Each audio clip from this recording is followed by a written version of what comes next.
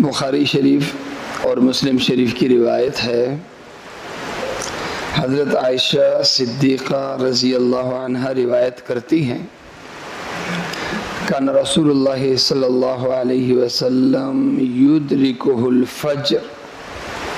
من رمضان وهو جنوب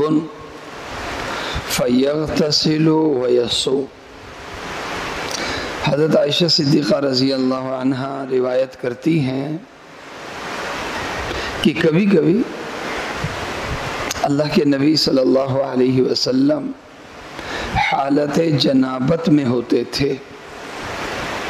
اور حالت جنابت میں فجر یعنی سحری کا وقت ہو جاتا تھا، تو اللہ کے نبی صلی اللہ علیہ وسلم پہلے سحری فرماتے، جنابت کی حالت میں پہلے سحری فرماتے،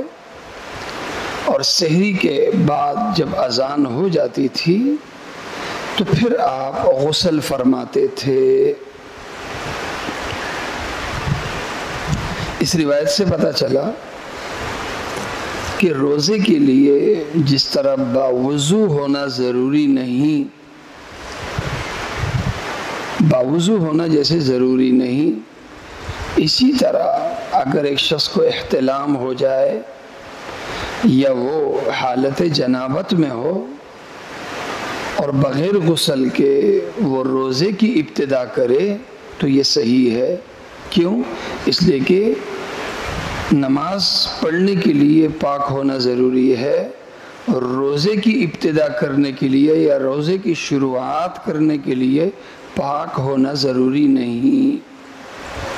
لہذا بغیر وضو کے جس طرح روزے کی ابتدا کی جا سکتی، اسی طرح جنابت کے ساتھ بھی ابتدا کی جا سکتی۔ کبھی کبھی وقت ہوتا ہے بڑا مختصر، سحری کروں کہ غسل کروں، تو اللہ کے نبی صلی اللہ علیہ وسلم نے اپنے عمل سے امت کو یہ آسانی فراہم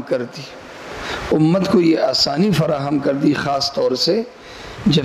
سخت سردی ہو، سرد علاقوں میں جہاں سردی ہوتی ہیں اور گرم پانی کا انتظام نہیں ہوتا، وقت مختصر ہوتا ہے، تو ایسے میں سحری پہلے کرے، غسل بعد میں کرے، اس لیے کہ